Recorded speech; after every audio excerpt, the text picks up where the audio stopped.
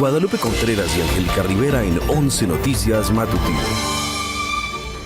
Violencia en Colombia deja al menos 18 personas fallecidas y más de 70 personas lesionadas. 2 camiones cargados con explosivos estallan cerca de una base militar en Cali. Y en la región de Antioquia derriban un helicóptero de la Policía Nacional. Golpe al crimen organizado en nuestro país. Fuerzas federales desmantelan una red de tráfico de armas ligado al cártel de Jalisco Nueva Generación. El operativo se realizó de manera simultánea en Jalisco, Nayarit y Estado de México. Renuncia Vidulfo Rosales como abogado de los familiares de los 43 normalistas desaparecidos de Ayotzinapa. Algunas versiones señalan que podría integrarse al equipo de Hugo Aguilar, quien será nuevo ministro presidente de la Suprema Corte. Y en más del mundo, ya es oficial. La ONU declaró a la Franja de Gaza como una zona de hambruna luego de 22 meses de conflicto incesante en la que más de 500.000 de personas se enfrentan a condiciones catastróficas. Y en la cultura habrá concierto gratuito este domingo en el Zócalo capitalino. Con una calenda oaxaqueña y la banda monumental, concluye la fiesta de las culturas indígenas, pueblos y barrios originales.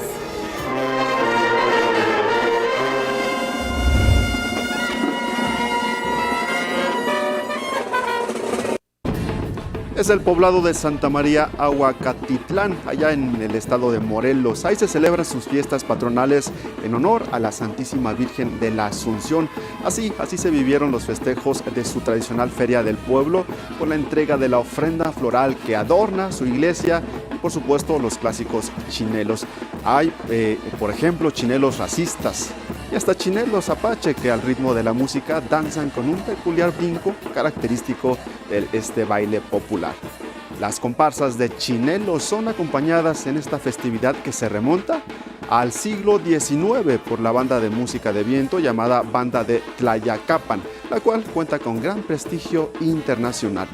Los chinelos son parte tradicional de las fiestas y danzas de nuestro país. Se dice que en Tlayacapan, en el estado de Morelos, nacieron estos personajes como burla a los hacendados españoles.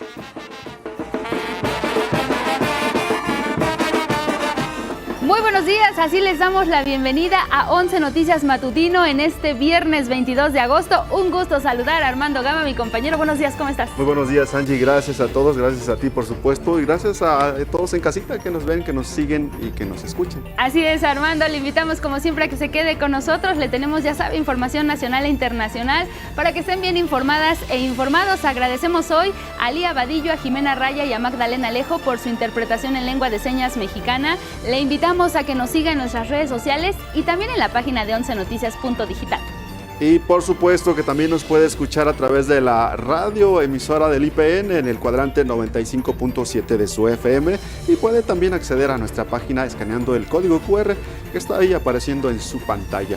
Compártanos todos sus comentarios con el hashtag 11 Noticias. Y recordar, Armando Gama, que este viernes tenemos nuestra pregunta de la semana, en donde siempre nos gusta conocer la opinión que ustedes tienen. Y bueno, recientemente se dio a conocer que se instalarán más cámaras de videovigilancia en la Ciudad de México, y por ello les estamos consultando cómo les hace sentir la instalación de estas cámaras aquí en la Ciudad de México. Y con este ambicioso proyecto que se anunció por la jefa de gobierno, Clara Brugada, pues la Ciudad de México se va a convertir en una de las ciudades más vigiladas de todo el mundo. Así es. Y bueno, a esta pregunta, Angie, les tenemos varias opciones. Por ejemplo, la primera tiene que ver con que me siento más segura o más seguro. Otra opción es invaden mi privacidad. La siguiente opción es no creo que hagan diferencia, y bueno, pues también una última opción es otro, y ahí puede usted también agregar su comentario. Exacto. Les damos algunas opciones, pero si ustedes tienen alguna otra, también nos la puedan compartir, y ya saben que al final del espacio pues vamos a compartir las opiniones que ustedes nos hayan dejado ahí en nuestras redes sociales o bien en nuestra transmisión. Participe con nosotros. Exactamente, participe con nosotros. Y bueno, vamos a arrancar ya con la información del día. Arrancamos con temas internacionales y nos vamos en Colombia, porque mire, este jueves hubo una jornada violenta. Se suscitaron 2 hechos que dejaron al menos 18 personas fallecidas. 12 de ellas eran policías y 6 más civiles. También hubo 76 heridos, 4 de ellos de gravedad. El presidente de Colombia, Gustavo Petro, declaró que se debe perseguir internacionalmente a los líderes de las organizaciones criminales que están detrás del atentado, pues afirmó que se trata de terroristas. Esta madrugada explotó otro explosivo, otro artefacto de bajo alcance en Caquetá. Esto es al sur de ese país, en la región Amazonia. A continuación, les compartimos el recuento de las últimas horas. Colombia vive un escenario que parecía haber quedado atrás. En la ciudad de Cali ocurrió un ataque que la Fuerza Aeroespacial calificó como un atentado terrorista. 2 camiones cargados con explosivos estallaron cerca de la base aérea Marco Fidel Suárez. Esa zona es muy transitada por civiles. El presidente de Colombia, Gustavo Petro, afirmó que esta acción constituye un crimen de guerra porque murieron civiles. Debido a esto, dijo que solicitará que se declare como organizaciones terroristas a los grupos que responsabilizó de estas acciones: las disidencias de Iván Mordisco, la Segunda Marquetalia y el Clan del Golfo, para que sean perseguibles en cualquier lugar del mundo. Y lo sucedido en Cali nos muestra el paso de lo que se ha denominado las disidencias de Iván Mordisco hacia una acción plenamente terrorista. Lo que acontece precisamente en Cali es un acto que irradia pánico en la población civil a partir de asesinarla y de manera sistemática, porque es la segunda vez que ocurre en mi gobierno. Además, pidió a la Agencia de Defensa Jurídica del Estado y a la Corte Penal Internacional iniciar procesos contra los dirigentes de esos grupos por delitos de lesa humanidad y crímenes de guerra cometidos en ese país sudamericano. El alcalde de Cali, Alejandro Eder, ordenó la militarización de la ciudad ante la delicada situación que dejó el ataque. Más temprano, en Antioquia, un helicóptero de la Policía Nacional de Colombia fue derribado por un dron en una zona rural. El presidente Gustavo Petro informó que al menos 12 miembros de la policía murieron y otros 4 están heridos, y responsabilizó del atentado al llamado Frente 36 del Estado Mayor Central de las disidencias de las FARC. La aeronave y los agentes participarían en un operativo de erradicación de cultivos ilegales de hoja de coca. Regresamos a nuestro país con temas de seguridad. Fuerzas federales desmantelaron una red de traficantes de armas que operaba para el cártel Jalisco Nueva Generación. En esta operación, realizada simultáneamente en Jalisco, Nayarit y el Estado de México, fueron capturadas 14 personas, entre ellos Héctor Agustín, también identificado como el Cachorro. Este es el líder de la célula delictiva y proveedor de armamento a distintas facciones de esta organización criminal. El secretario de Seguridad y Protección Ciudadana, Omar García Harfuch, confirmó que fuerzas federales realizaron 16 cateos en las 3 entidades, donde además de las detenciones se aseguraron 16 inmuebles. Y vámonos con asuntos económicos, y es que mire, de acuerdo con la Secretaría de Economía, ni con los aranceles de Donald Trump, ni siquiera los malos pronósticos sobre la economía mexicana, sobre que el hecho de que las empresas dejen de tener confianza en nuestro país, pues nada de eso ha permitido que estos números se frenen. Se rompió el récord en captación de inversión extranjera directa. En el segundo trimestre del año ingresaron más de 34,000 millones de dólares a México. Ni los aranceles pudieron con la economía mexicana. El mito del oscurantismo neoliberal, que si aumentaban los salarios iba a haber inflación, que si aumentaba el salario mínimo, que si los trabajadores ganaban más, no iba a haber inversión, porque lo que México podía ofrecer al mundo era mano de obra barata. Ahora hablemos de la Comisión Federal de Electricidad, porque ya está desarrollando un ambicioso proyecto para que ninguna persona en nuestro país carezca de servicio eléctrico en su hogar. El gobierno federal habló ayer de la inversión que se hará para alcanzar este objetivo y también habló de Pemex y el plan de crecimiento de la empresa a pesar de la deuda heredada por gobiernos anteriores. Los detalles.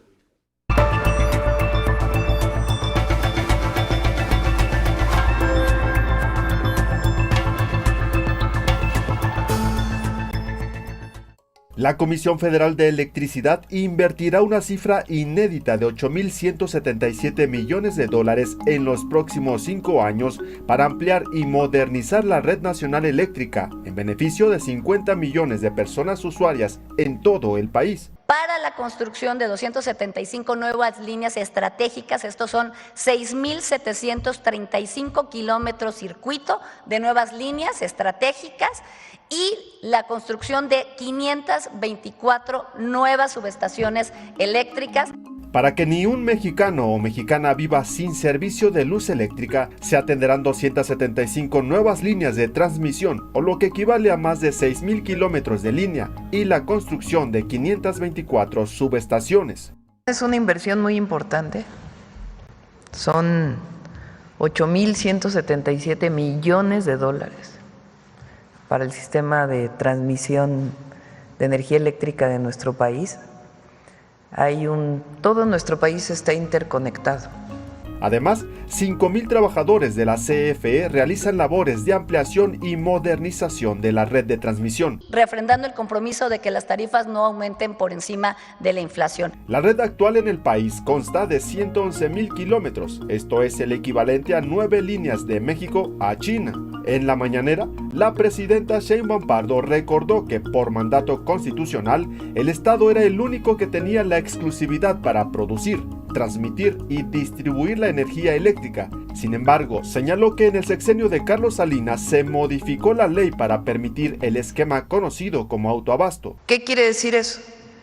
Se hacen socios y alguien genera la electricidad, un privado, y se la vende a un privado que queda lejos. Eso es en realidad un mercado eléctrico. Eso está prohibido por ley.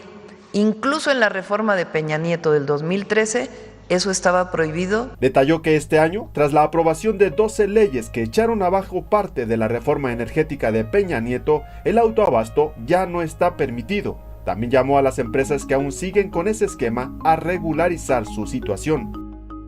Por otra parte, la mandataria federal reiteró que Pemex es rentable. Tiene ingresos por 1.6 billones de pesos. El problema, dijo, es que heredó una deuda como los 105,000 millones de pesos que dejó el sexenio de Peña Nieto. Nosotros queremos cerrar en diciembre con 88,000 y cerrar el sexenio con 77,000. Además, la presidenta aseguró que la Secretaría Anticorrupción investiga los supuestos sobornos que habrían recibido extrabajadores de Pemex entre 2019 y 2021 por parte de empresarios a cambio de contratos millonarios. Con información de Arturo Arellano y Armando Gama, 11 Noticias. Precisamente ese endeudamiento de Pemex del que le dábamos cuenta, pues tiene que ver también con el manejo que hicieron de esta empresa los gobiernos tanto del PRI como del PAN. Se dieron a conocer con nombre y apellido algunos de los responsables del desfalco de petróleos mexicanos. Mi compañero Armando Gama nos recuerda esto. Era algo obsceno que en la petrolera se facturaran alcoholes, vinos, brandis, tequilas, todo tipo de bebidas alcohólicas para consumo de los altos directivos de Petróleos Mexicanos. Con facturas en mano, la escritora Ana Lilia Pérez evidenció la vida de lujos y excesos de directivos y altos funcionarios de Pemex con costo a su erario y que fueron tolerados en administraciones pasadas. A las cenas en restaurantes de lujo, vuelos en primera clase y hasta cirugías estéticas se suman el desvío de recursos y la creación de empresas fachadas para estafar, subutilizar y endeudar a la paraestatal. El enemigo, señala, estaba en casa. Tener un puesto directivo en Pemex con esos privilegios para ellos significaba una veta de negocios y de goce y de abuso a cuenta de Pemex. La también columnista de Sin embargo, exhibe los nombres y apellidos de los culpables de convertir a Pemex en la petrolera más endeudada del mundo. Rogelio Montemayor, Raúl Muñoz Leos, Jesús Reyes Heroles, Juan José Suárez Coppel, el propio Emilio Lozoya también. Señala que la deuda de Pemex comenzó a dispararse en el sexenio de Zedillo y rompió récord con Peña Nieto al superar los $100,000 millones. Y mientras las finanzas de Pemex adelgazaban, engrosaban los bolsillos de sus directivos. Por ejemplo, Jesús Reyes Heroles, que pagaba cuenta de la tarjeta ejecutiva de Pemex botellas de alcohol, vinos por más de 50,000 pesos que él mismo se bebía. Suárez Coppel, afirma la escritora, fue el responsable, entre otros casos, de desaparecer 9,000 millones de pesos de la refinería de Tula, que nunca construyó Calderón. Y él es el directivo de Pemex que se la pasaba en viajes de superlujo. Muñoz Leos, dice, provocó un desfalco a la empresa similar al caso Pemex Gate. Pagó con recursos públicos cirugías plásticas, cirugías estéticas para su esposa. Al clan de los saqueadores de Pemex, Ana Lilia Pérez también incluye a Emilio Lozoya, acusado de corrupción por la compra con sobreprecio de la planta de agronitrogenados y los sobornos en el caso de Odebrecht. Emilio Lozoya gastaba todo cuantiosos recursos en estos vuelos, transporte en aeronaves, y él tuvo más de 150 viajes, hizo en un periodo muy corto, en un solo año. 11 Noticias, Armando Gama. En asuntos de democracia, la presidenta Claudia Sheinbaum se congratuló por la resolución del Tribunal Electoral que validó la elección de ministros y ministras de la Suprema Corte en la pasada elección judicial. Esto, a pesar de que 2 ministros insistían en anular los comicios bajo el argumento de que los llamados acordeones pues influyeron en los resultados. Es muy profunda la reforma al Poder Judicial, muy profunda. Y sí, se terminó una era, empieza otra. Se acabó la era de la corrupción y el privilegio en el Poder Judicial y el nepotismo. Y la nueva Corte, los nuevos jueces, los nuevos magistrados que se deben al pueblo porque el pueblo los eligió. Sobre la nueva composición del órgano de administración judicial que sustituye al Consejo de la Judicatura Federal, la presidenta informó que propondrá a Néstor Vargas. Él fue consejero jurídico de la Jefatura del Gobierno de la Ciudad de México y esto pues para ser parte de este nuevo órgano. Hay que recordar que a este nuevo órgano lo conforman 5 consejeros. 1 es designado justamente por la presidenta de la República, 3 más por la Suprema Corte de Justicia de la Nación y 1 por el Senado de la República. Es un hombre muy recto, me consta, porque ha trabajado conmigo y conoce el Poder Judicial y además pues tiene todos los atributos. Vamos con otros temas, y es que mire, Vidulfo Rosales renunció como abogado de las familias de los 43 estudiantes normalistas de Ayotzinapa desaparecidos en 2014. Vidulfo Rosales informó a través de un comunicado que dejaría de colaborar con el Centro de Derechos Humanos de la Montaña Tlachinolan, a través del cual ofrecía asesoría jurídica a las familias de los estudiantes normalistas. De acuerdo con algunas versiones que han trascendido, el abogado podría integrarse al equipo del nuevo ministro presidente de la Suprema Corte, Hugo Aguilar Ortiz. En tanto, familiares de los estudiantes normalistas afirmaron que la renuncia del abogado no afecta el seguimiento del caso.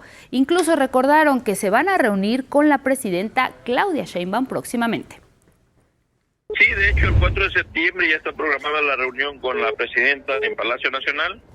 Y bueno, en ese espacio vamos a ver qué nos informan.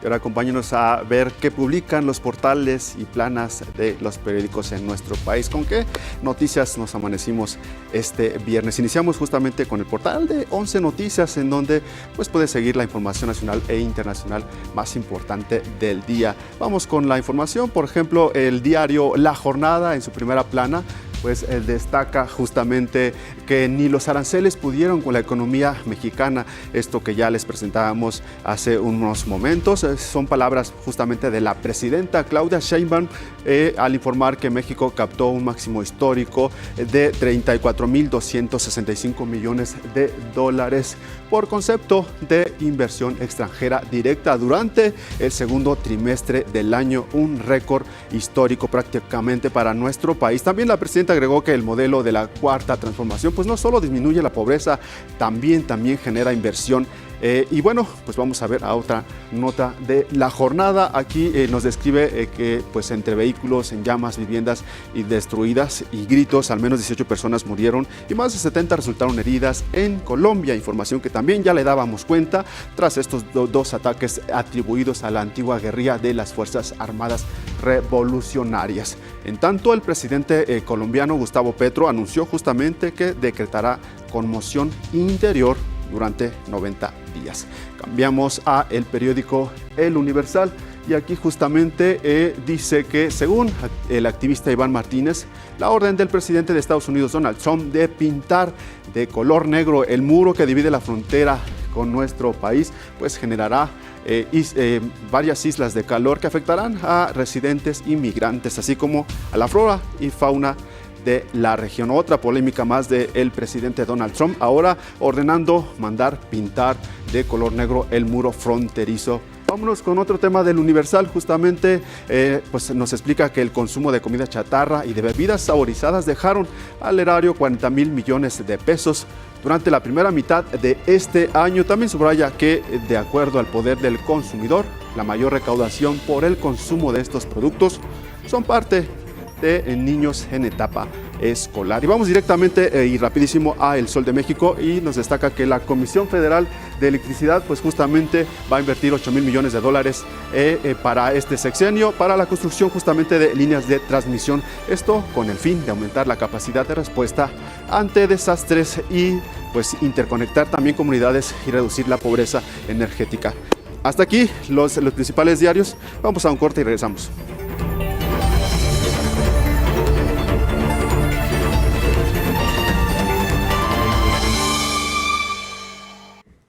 6:30 de la mañana, seguimos aquí en 11 Noticias y mire, la marca deportiva Adidas ofreció una disculpa pública a artesanas y artesanos de Oaxaca, esto por plagiar un diseño de la cultura zapoteca, después de las críticas y protestas que se generaron por esta apropiación cultural.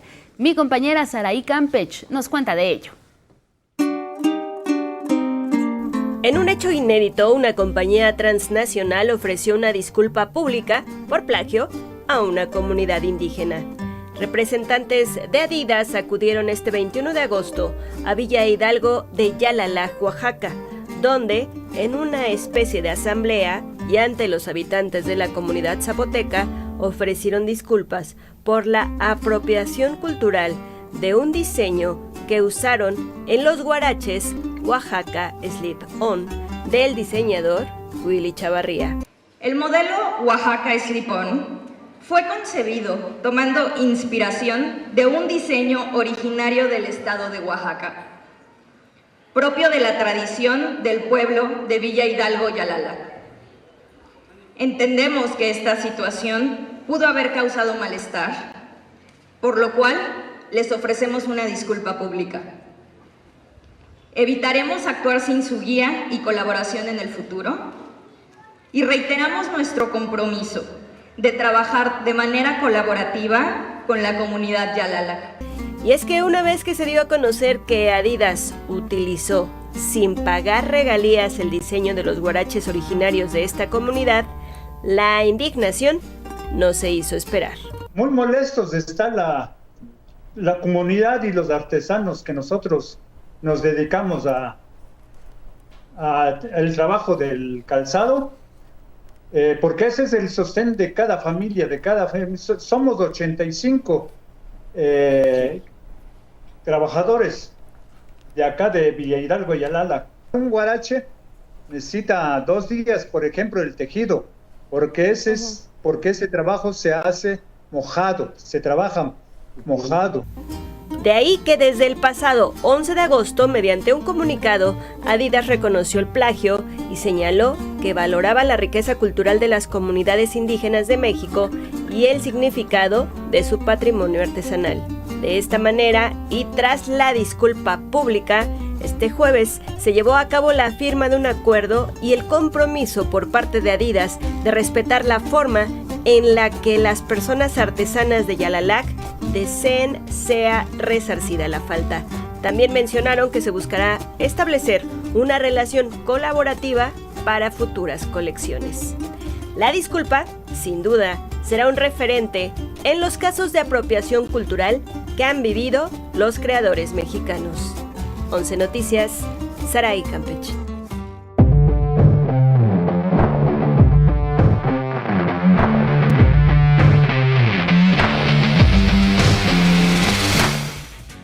Y es hora de los deportes con nuestro compañero Gabriel Sainz. Gabo, Angie, ¿qué información nos tienes, Gabriel, de los Juegos Panamericanos Junior allá en Paraguay y una mexicana más haciendo historia en el fútbol femenil? ¿Cómo estás, Gabo? Buenos días, Gabo. Buenos días, Armando. Buenos días, Angie. En efecto, tenemos buena información porque sí, continúa destacando en los Juegos Panamericanos Junior en Asunción 2025.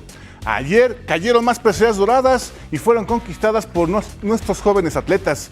Diego Monsalve se pintó de dorado y además logró su clasificación a Juegos Panamericanos Lima 2027 en wakeboard varonil del esquí acuático. Con una increíble carrera, Dafne Polet Juárez logró su segunda medalla dorada en Juegos Panamericanos Junior y lo hizo en los 5,000 metros al cruzar la meta en primer lugar después de 15 minutos, 51 segundos y 27 centésimas, con lo que además consiguió el récord Panamericano Junior.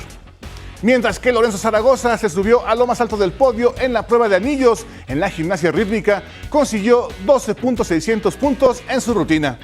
México ocupa ya el cuarto lugar en el medallero de estos Juegos con un total de 108 preseas, 24 de ellas son de oro, 43 de plata y 41 de bronce. Y el fútbol femenil escribió un nuevo capítulo histórico luego de que Orlando Pride anunciara la contratación de Jacqueline La Maga Ovalle por, escuchen nada más, $1.5 millones, convirtiendo a la mexicana en la jugadora más cara de todos los tiempos. Con 25 años, Ovalle firma por 2 temporadas con opción hasta el 2028 y se convierte en la primera jugadora nacional en protagonizar la transferencia más costosa a nivel global, superando la transferencia de Olivia Smith de $1.3 millones. Ovalle tendrá su último partido con la Liga MX este viernes 22 de agosto en el All-Star contra el Barcelona, donde se podrá despedir de la afición felina que la vio convertirse en toda una leyenda. Hasta aquí la información deportiva. Armando, Angie, muy buen fin de semana. Muchas gracias, Gabo. Sin duda, la Maga Ovalle, pues una de las mejores futbolistas de la historia de todo nuestro país y también haciendo historia a nivel internacional. ¿Cuándo se prevé que debute allá con el Orlando Pride? Se prevé que debute pronto, eso sí, pero ya sabes, primero tiene que ser las preliminares, ¿no? Tiene que irse a Orlando, pasar los exámenes físicos y ya después esperemos que a lo mejor en 2 semanas máximo ya esté debutando y esté pateando balones allá en Estados Unidos. Pues muy bien, Gabo, ahí estaremos muy pendientes y también pues muy orgullosos de que poco a poco disminuya esa desigualdad salarial que hay en el fútbol a nivel internacional. Sí, está dando un parámetro, hablábamos no mucho de eso precisamente, de que sí las mujeres ganan mucho menos que los hombres y pues bueno, con este ejemplo esperemos ver, porque aparte ellas dan gran afición y aportan un súper espectáculo a la gente. Así es, eso es lo importante y aparte que disminuya la brecha. Gracias, Gabo. Gracias, Andy, nos vemos buen fin de semana. Gracias, igualmente, Gabo. Gracias, vámonos con más información. Así es, y ahora...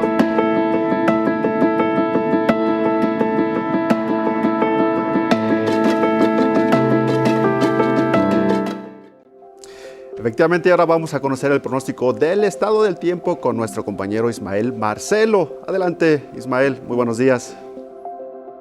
Hola, ¿cómo están, amigas, amigos de Canal 11? Muy buenos días. Os saludo nuevamente desde el Servicio Meteorológico Nacional de la Conagua para comentarles que México inicia un nuevo periodo de intensas precipitaciones a consecuencia de los canales de baja presión, el monzón e inestabilidad atmosférica. Estos sistemas se suman al paso de la onda tropical número 24. Las lluvias más significativas se concentrarán en los estados del noreste, occidente, centro y sur sur del territorio nacional. Los modelos de pronóstico son consistentes al indicar que este temporal de lluvia se prolongará hasta la próxima semana y se acompañarán con descargas eléctricas y no se descarta la posible caída de granizo. Esta condición incluye a la Ciudad de México, donde las precipitaciones se presentarán durante las tardes y noches e incluso en horas de la madrugada.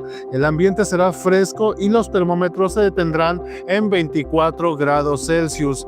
En cuanto a ciclones tropicales, el Servicio Meteorológico Nacional vigila una zona de inestabilidad frente a las costas del Pacífico mexicano, que podría evolucionar a ciclón tropical, pero la próxima semana.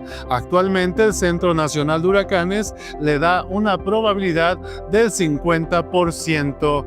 Le actualizaremos esta información en nuestros próximos espacios de Canal 11. Iniciamos nuestro pronóstico regional precisamente en el occidente de la República Mexicana, que es donde más lloverá a lo largo del fin de semana. El ambiente será fresco por las mañanas con nieblas en zonas altas, así que conduzcan con mucha precaución. De igual forma, esperan intensos aguaceros en Guerrero, Oaxaca y Chiapas. Para Veracruz y Tabasco, los acumulados superarán los 50 milímetros durante este fin de semana. El ambiente será cálido en zonas costeras con máximas superiores a los 30 grados. En Querétaro, Hidalgo, Puebla, Tlaxcala, Morelos, Estado de México y en la Ciudad de México también lloverá a lo largo del fin de semana con descargas eléctricas. El monzón, que lleva más de un mes posicionado sobre el noroeste mexicano, también mantendrá las precipitaciones en Baja California Sur, Sonora y sur de Sinaloa. No obstante, las altas temperaturas persistirán en toda la zona con máximas por arriba de los 40 grados. Chubascos y lluvias fuertes también se visualizan en el norte del territorio mexicano, especialmente en Nuevo León, Tamaulipas, Zacatecas y Aguascalientes. Podrían generar encharcamientos e inundaciones. El ambiente será fresco por las mañanas y cálido durante las tardes. Donde las lluvias irán a la baja es en la península de Yucatán. Esta situación permitirá que las temperaturas incrementen un par de grados y superen los 35 grados Celsius, principalmente el sábado y domingo. Así que no olviden usar su protector solar e hidratarse adecuadamente. Hasta aquí el pronóstico del tiempo para el fin de semana. Por favor, cuídense mucho y nos vemos el próximo lunes.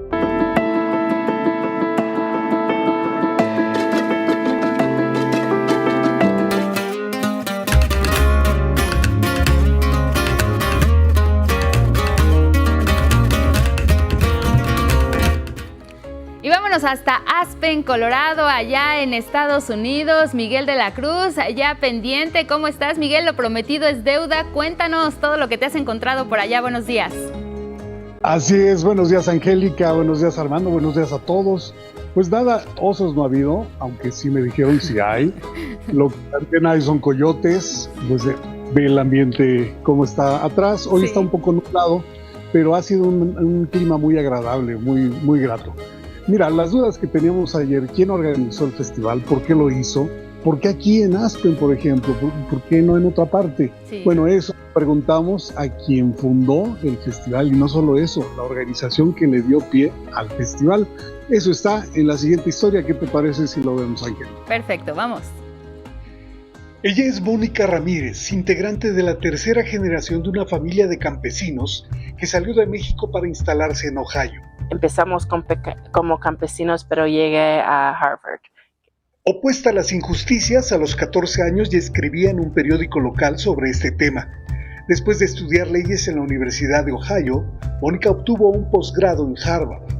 En 2003, creó el primer proyecto legal en Estados Unidos para defender a las trabajadoras agrícolas contra discriminación de género. Y en 2014, fundó la Asociación Justicia para Mujeres Migrantes. Justicia para Mujeres Migrantes se trata de asegurar que personas entiendan que las mujeres migrantes son personas que deben ser honradas, defendidas. Durante la pandemia reflexionó acerca de la muerte de 10,000 migrantes por COVID en 3 meses. Notó el nulo valor de la vida de la comunidad latina en Estados Unidos. Somos una comunidad brillante, pero en los Estados Unidos hay como una idea de que no valemos mucho, que podemos, no importa si vivimos o no. Entonces creó en 2022 el Festival Raizado, conjunto de actividades artísticas y culturales en torno a la comunidad latina, y eligió como sede Aspen, ciudad en la que confluyen personas con alto poder económico. Buena pregunta, ¿por qué Aspen? Quiero hacerlo en un lugar como Aspen porque ya lo conocen como un lugar poderoso, pero a lo mejor no están pensando en el poder de la gente, que realmente son las personas que cada día aseguran que los restaurantes abren, que los cuartos están limpios en los hoteles, etc. Esas personas, la verdad, son las personas que manejan esta ciudad. Desde hace 4 años el Festival Raizado eleva la voz sobre el valor real de la comunidad latina en Estados Unidos. 11 Noticias, Miguel de la Cruz. Bueno, pues así las cosas, seguiremos aquí pendientes de las actividades en Aspen. Y por otra parte, les comento, el cineasta chihuahuense Sergio Muñoz Esquer estrenará su 10º cortometraje en el Festival de Cine de Nueva Orleans, homenaje a personas que abandonan su lugar de origen en busca de una vida mejor, como lo hizo el propio cineasta. Mis temas, más porque llevo casi 9 años viviendo acá en Estados Unidos, mis temas siempre se han explorado desde el ente latino acá en Estados Unidos, sobre la experiencia de los latinos, migrantes, no inmigrantes, y el cómo nos vamos haciendo espacio en ese lugar. Balada de un migrante con memoria es una historia de familia protagonizada por Omar Leiva y Mercedes Hernández. Rostro, sus ojos, o sea, la manera en que actúa en sus escenas particulares era una gran representación para mí de la madre mexicana. Y yo quería tener, para mí, el retrato de la mamá de Alberto en mi corto tiene que ser un retrato de la mamá mexicana, la mamá que es resiliente. El festival que destaca el cine independiente del 23 al 27 de octubre. Bueno, y el domingo la banda monumental oaxaqueña clausurará la fiesta de las culturas indígenas en el Zócalo. Vamos a ver los detalles.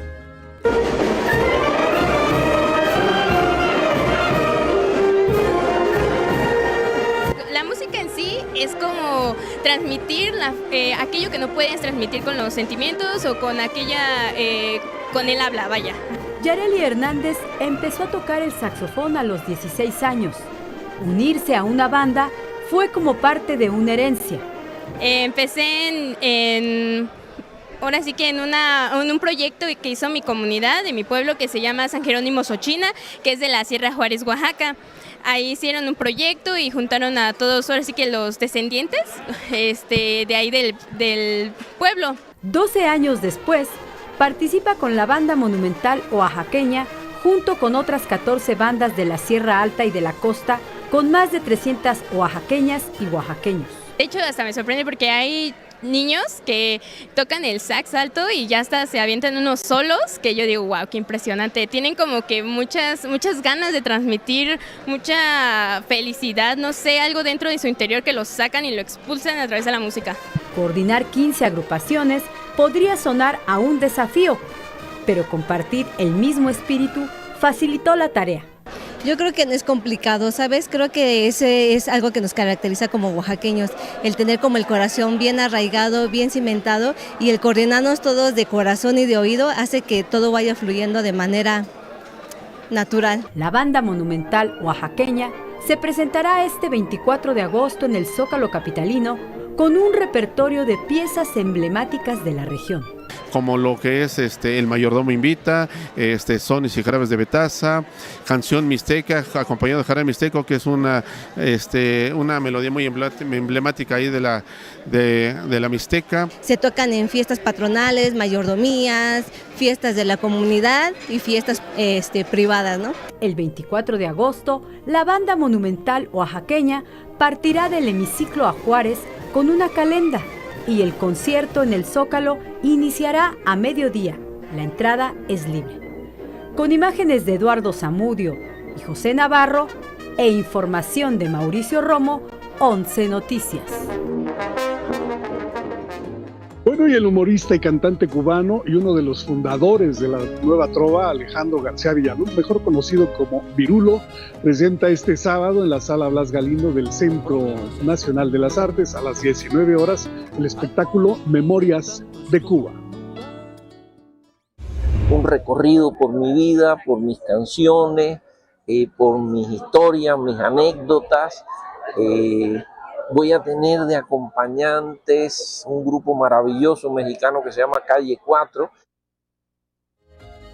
Vámonos al libro del día, es Raíz que no desaparece, de Almadelia Murillo, editada por Alfaguara. Este libro en voz de su autora.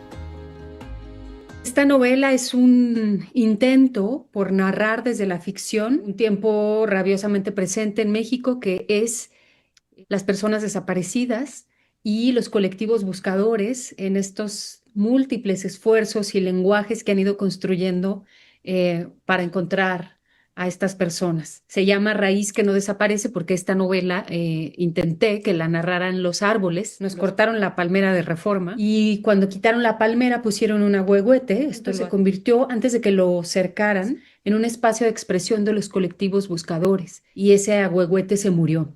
Y a mí me pareció que esa era la metáfora perfecta para tratar de contar desde ahí lo que está sucediendo. Bueno, y luego con el 11 avanzamos 50 páginas de la novela La próxima vez que te vea te mato, de Paulina Flores, editada por Anagrama. El X de hoy es de Alman Avant, así firma y dice: Manuel tenía lo que mi padre llamaba un bronceado fascinante, su cuerpo irradiaba calor. Bueno, hoy se cumplen 27 años de la partida de la escritora Elena Garro. En su honor, el poema del día, que en alguna parte dice: allá donde lloradas lágrimas se vuelven a llorar sin llanto, y en donde labios intangibles se buscan y se encuentran. Bueno, quien solicite el poema, lo comparto completo en @MiguelDeSolaveEliaCruz. Hasta aquí. Pues muy nutrido, ahora sí, Miguel de la Cruz, nos trajiste de todo, incluyendo pues el festival que te encuentras allá en Aspen, Colorado. Sin duda lo estamos disfrutando con eso que tú nos has compartido. ¿Y qué viene para este fin de semana, Miguel? Porque sigues allá. Bueno, sigo acá porque acá la actividad sigue hasta el domingo y luego hay que programar el regreso. Son casi 800 kilómetros los que nos separan, pero sí nos lleva un rato salir acá, llegar a Denver, volar a la Ciudad de México, así que organizaremos las últimas coberturas en estos días y después el regreso. Pues muy bien, Miguel de la Cruz, te esperamos con mucho gusto a tu regreso y por supuesto pues con lo que nos tengas que compartir de este fin de semana. Gracias, Miguel, te mandamos un abrazo. Buenos días. Igualmente, Angélica, buenos días. Gracias a Miguel de la Cruz y nos vamos al cine.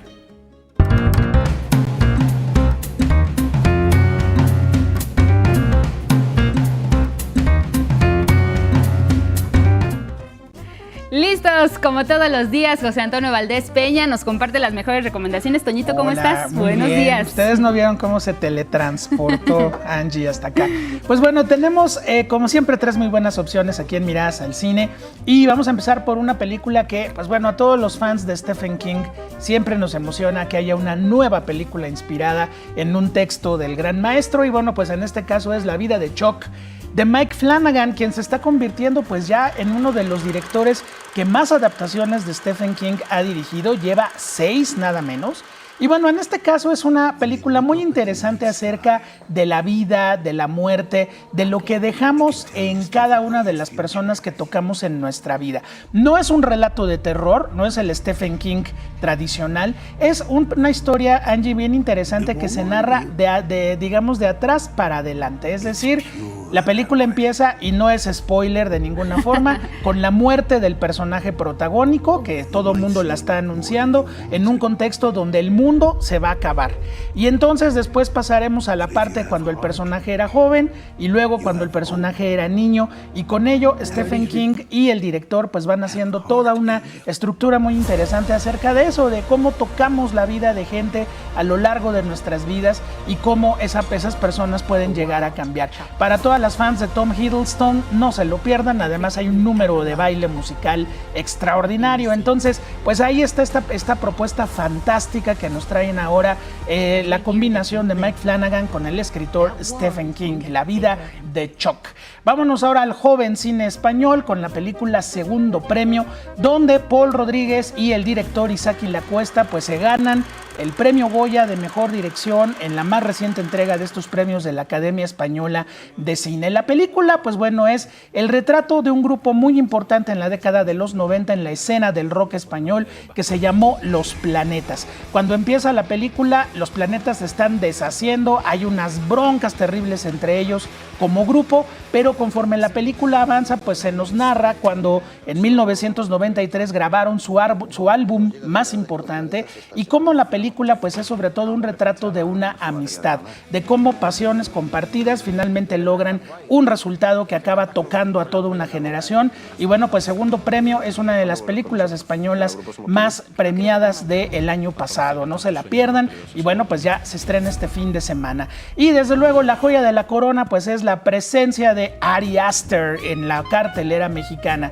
El director del Legado del Diablo, Midsommar, películas muy exitosas aquí en México, pues ahora regresa con una película en la cual nos situamos en los tiempos de la pandemia, en un pueblo ficticio del sur de los Estados Unidos, donde, como suele suceder, Angie, pues todo mundo en circunstancias difíciles saca lo peor de sí mismo. Y entonces aquí dos personajes, un alguacil y el alcalde del pueblo, pues van a empezar un choque de fuerzas y una demostración de músculo político y de otras cosas más. Y bueno, pues aquí sobre todo tenemos tres presencias importantísimas. Pedro Pascal, que sale en todas las películas del 2025 y series. Joaquín Phoenix, extraordinario como siempre, y Emma Stone. Pues nada más que con esos tres protagónicos, Ari Aster hace un retrato muy delirante de la sociedad estadounidense actual, donde todos los radicalismos están presentes y bueno, pues la lucha de fuerzas de estos personajes va a destruir, sobre todo moralmente, a este pueblo llamado Eddington. La película estuvo en el Festival de Cannes apenas hace unos meses, tuvo una serie de pues críticas muy encontradas de algunos colegas. Aquí, bueno, los invitamos como siempre a verla. No es una película fácil, no es una película que sea, digamos, para toda la familia y sobre todo no los va a hacer sentir bien, porque es un retrato de la peor cara de la condición humana. Sin embargo, las actuaciones, la puesta en escena y todo, pues eso combina para que Ari Aster siga siendo uno de los directores más importantes de este momento en el joven cine independiente estadounidense. Pues ahí está nuestro menú, Angie, para este fin de semana. Pues muy buen menú, Toñito, porque además bien nos describes con esta última Eddington, sí, la joya de la corona. Yo entre mí pensé cuando dijiste eso, pues es la primera, La vida de Chuck, por esta combinación con el escritor Stephen King, pero definitivamente esta nos describes, no los hará sentir bien, pero sin duda también algo que incomode, nos atrae y puede ser una propuesta realmente interesante. Claro, y además como un director que lo hemos visto más que nada en propuestas de terror, como El Legado del Diablo o Midsommar, de repente da un giro y empieza a hacer películas ya mucho más realistas, pero donde no deja ese humor negro y ese retrato de una sociedad americana que está no mal, lo que sigue. Entonces, bueno, pues es una experiencia muy interesante para vivirla en sala de cine. Y además con garantías en la parte actoral, ¿no? Tenemos incluso ganadoras del Oscar como Emma Stone. Entonces, Joaquín Phoenix, ahí hay dos Oscars. Así es. Y no es raro que a Pedro Pascal lo único que le falte sea ganarse un Oscar. Entonces, bueno, pues sí, sin duda tres presencias, un gran director, un gran tema, que bueno, todo mundo vivimos en la pandemia momentos complicados, difíciles, pero ¿qué pasa cuando los estás viviendo y luego pues dos personajes que son figuras del pueblo empiezan a darse entre sí? El resultado es absolutamente catastrófico. Entonces, vean la Eddington de Ari Aster, pues sin duda la película más importante de este fin de semana. Pero los otros también, las otras recomendaciones. Muchas gracias, Toñito. Gracias, Angie. Te vemos la próxima semana. Gracias a pues todos. Siempre es un gusto saludarte, que te sigan en las redes sociales. Claro que sí. Bueno, pues acompáñanos con esto, Toñito. Nos vamos a ir a una pausa, pero antes les informamos, hay lluvia en distintos puntos de la Ciudad de México. Por ello, el metro está haciendo pues un aviso muy específico sobre la reducción en la velocidad de la marcha de los trenes, particularmente en las líneas del metro 3, 5, 8, 9 y B. Particularmente en estas líneas del metro, pues han informado las autoridades de este sistema de transporte colectivo que es para garantizar un trayecto seguro. Es por ello que están reduciendo la marcha de los trenes. Por supuesto, les pedimos que salgan con anticipación, también con paciencia si es que van a utilizar estas líneas, pero también con mucha precaución, porque los encharcamientos que se registran en diversos puntos de la capital, pues ocasionan en ocasiones, pues sí, eso, accidentes. Entonces, por ello les prevenimos. Nos vamos a una pausa. Regrese con nosotros.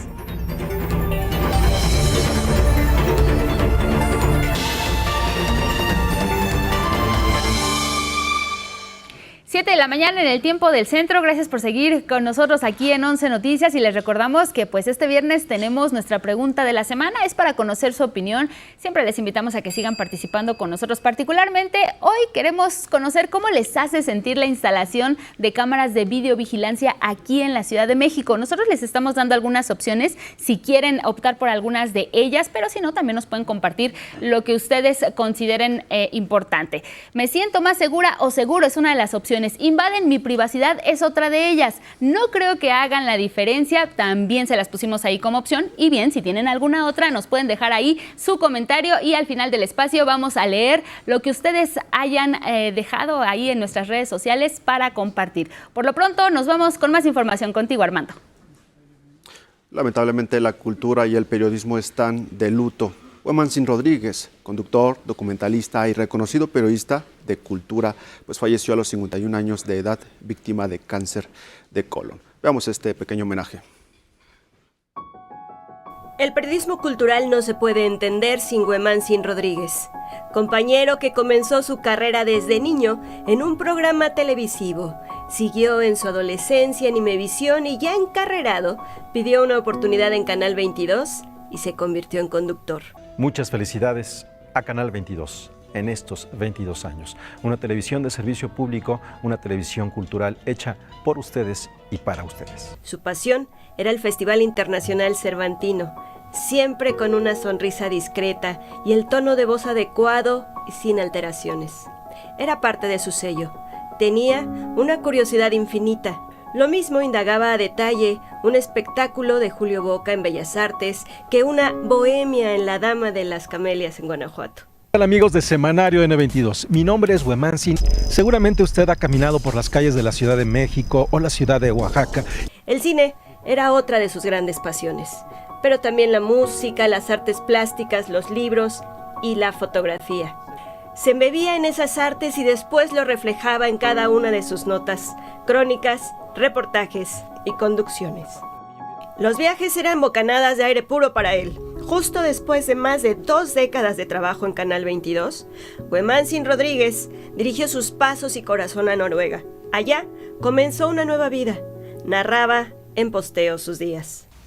Quedan estas ideas en la cabeza, quedan estas emociones que comparto como un seguidor de Cohen, que ha aprendido a amar en este momento de su vida, más en estos claroscuros, en este agridulce, en esta serie de contradicciones que resulta el amor, más allá del amor el amor adolescente, lleno de promesas, de para siempres, de jamás y de totalidades. Este miércoles se dio a conocer la noticia de su muerte. Huemanzin Rodríguez padecía cáncer y su luz se apagó, rodeado de sus seres queridos y la obra de Fernando Pessoa. Tan pronto todo pasa, morir joven ante los dioses, muere, todo es tan poco. Nada se sabe, todo se imagina, rodéate de rosas, amor, beber y cállate. El resto no es nada. If you go when the snowflakes storm.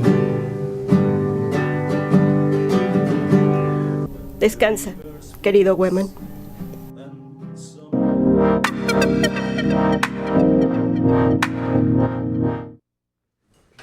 Y bueno, vámonos con otros asuntos. Esta mañana nos da mucho gusto saludar a la doctora Nadine Gassman, secretaria de Salud de aquí de la Ciudad de México. Bienvenida, doctora, ¿cómo se encuentra? Muy bien, muy contenta de estar aquí con ustedes, la verdad, con un tema muy importante. Sí, así es, nos da mucho gusto que nos visite aquí en 11 Noticias y como usted bien lo señala, un tema que verdaderamente debe de ser importante y que recordemos de qué es lo que se trata. El sarampión, doctora. Arranquemos por saber cómo estamos particularmente en la Ciudad de México, porque el gobierno federal pues ha dado a conocer cifras incluso un poco alarmantes a nivel nacional sobre los casos que hay en todo el país, pero particularmente en la Ciudad de México, ¿cómo estamos? Bueno, en la Ciudad de México estamos bien, como bien dices, es a nivel global que ha habido un resurgimiento del sarampión. En México tenemos alrededor de 4,000 casos en todo el país. La mayoría, la gran mayoría está en Chihuahua. Y pues lo que estamos haciendo desde la Secretaría de Salud a nivel federal y a nivel de la Ciudad de México es prevenirnos, ¿no? En la Ciudad de México hemos tenido 3 casos confirmados, no han habido ninguno confirmado en la última semana, pero lo que queremos es prevenir. Somos una ciudad que produce salud y entonces el tema de la prevención es lo más importante. Por eso lanzamos una campaña de vacunación en la Ciudad de México que tiene 2 objetivos. Por un lado, completar los esquemas de vacunación de los niños y las niñas menores de 8 años, acercarnos a los centros de salud, llevar la cartilla, asegurarnos que las niños y las niñas están vacunadas con todas sus vacunas y especialmente recordarle al público que los niños y las niñas se vacunan a los 12 meses y a los 18 meses. Pero también el segundo objetivo es asegurarnos que hay un refuerzo de la vacunación en mayores de 10 años hasta 49 años. Entonces, la invitación es que se acerquen a los centros de salud, a los hospitales. También vamos a estar en kioscos, en lugares donde hay mucha afluencia de personas para vacunarse, para ponerse un refuerzo de la vacuna del sarampión. Muy bien. Doctora, ¿por qué, recuérdanos por favor, por qué es importante justo aplicar esta vacuna, incluso para las personas ya adultas, ¿no? Nos cuenta que es hasta el límite de 49 años de edad, porque aparentemente esta enfermedad o este virus podría, digamos, confundirse con otras enfermedades, no sé, algún catarro u otra enfermedad. La importancia de vacunarse. Bueno, la importancia tiene, digamos, 2. Uno es una enfermedad que en niños desnutridos, personas inmunocomprometidas, puede ser grave, ¿no? La segunda es que estamos en un proceso de eliminación del sarampión a nivel mundial y a nivel del país, está eliminado, y la idea es mantenernos así. El sarampión es el virus que más se contagia. Por cada persona que tiene sarampión se pueden contagiar 18 personas. Entonces, lo que queremos es que la gente no se contagie. Y la única forma, la mejor forma, es que el 95% de las personas estén vacunadas. Tenemos la vacuna es segura, es una vacuna que realmente nos protege a nosotros y a la comunidad y entonces pues lo que queremos es que tengamos una cobertura alta de tal manera que aunque llegue el virus del sarampión no se propague y la gente esté protegida. Nos mencionaba hace un momento que pues esta campaña lo que prevé pues es que se amplíe un poco la población que pueda vacunarse con el fin de evitar riesgos, porque si bien la Ciudad de México no es un foco rojo, hay que evitar riesgos. ¿Dónde se pueden exactamente vacunar las personas entre estos rangos de edad que usted ya nos ha mencionado aquí en la Ciudad de México? Bueno, en todas las unidades de salud, ya sea del IMSS, del ISSSTE, del IMSS Bienestar, no importa si eres derechohabiente o no, te puedes acercar y están en los centros de salud y en los hospitales. También, como les decía, estamos poniendo kioscos, 32 kioscos en la ciudad, en lugares donde hay mucha afluencia de personas, en la salida del metro, en los parques, en plazas, que se van a estar moviendo.